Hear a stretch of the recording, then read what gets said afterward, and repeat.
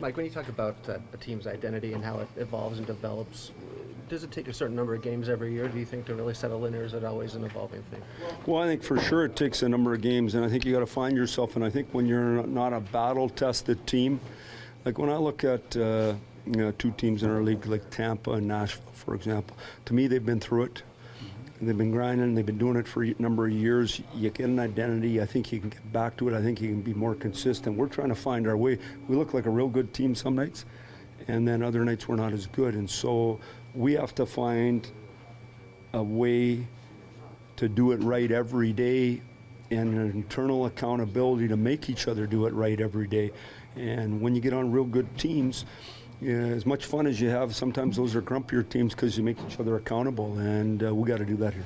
I guess it's hard work in secondary scoring, talking with Connor and what he wants to do, but the foundation of hard work there, and is that important moving forward in terms of getting the opportunities? Well, I just think everything is your preparation to understand who you're playing against. Now, it looks to me when I watch the National Hockey League, and I don't know about you guys, every team can beat everybody. Mm-hmm. If you're not prepared and you're not ready to go and you're not going to do it right, you're not going to win. So your attention to detail has to be so high. If you think you're going out there and out-skilling teams, you're not doing that. It's just not happening. So a guy like Brownie, for example, his career is based on work ethic. That's what he's done. And so he has to put that in front of everything else. But so does the best player. You got to put your work ethic first, and your skill comes out if you do things right. When you let it slip, you don't win. Mike, when you talk about accountability, are you talking about someone particular on the team to kind of take that role, or? No, I'm talking about creating a family atmosphere. You know, I've said this a number of times over the years, kitchen table accountability. When you sit down with people you love at your kitchen table at home, if you say something stupid, someone in your family calls you on it every single time. If you do anything out of line in your family, they keep you grounded, but they can. That same kind of love's got to be in our room, that we're willing to share, and we're willing to stand up and say, hey, you're not doing it right. And that's all of us. And so I think that's a real important thing, but I also think it's a process, and we're in that process now. Mitch put a lot of work in the offseason going into this year. Where have you seen the biggest strides for him over these first 7 years?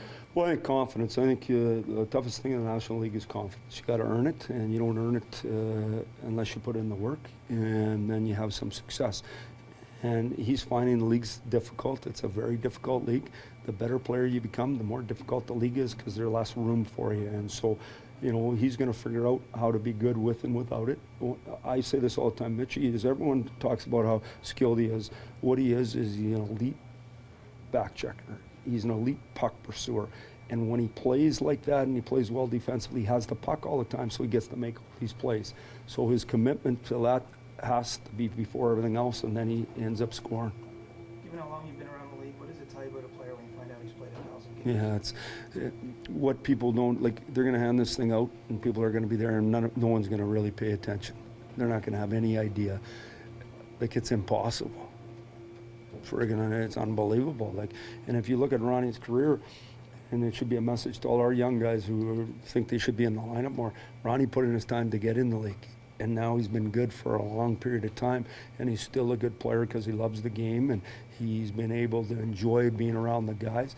But I think it's fantastic, and it's a real testament to his family. It's hard to do, so it'll be a good celebration for our guys and for him. How do you know when it's the right time to shake up a power play unit?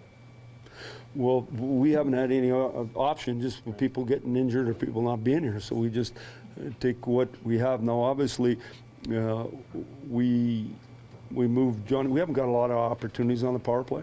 We moved Johnny off the net just because we're trying to get a better fivesome and get going. But just with our group, I mean, with the injury, that's what we feel we have to do.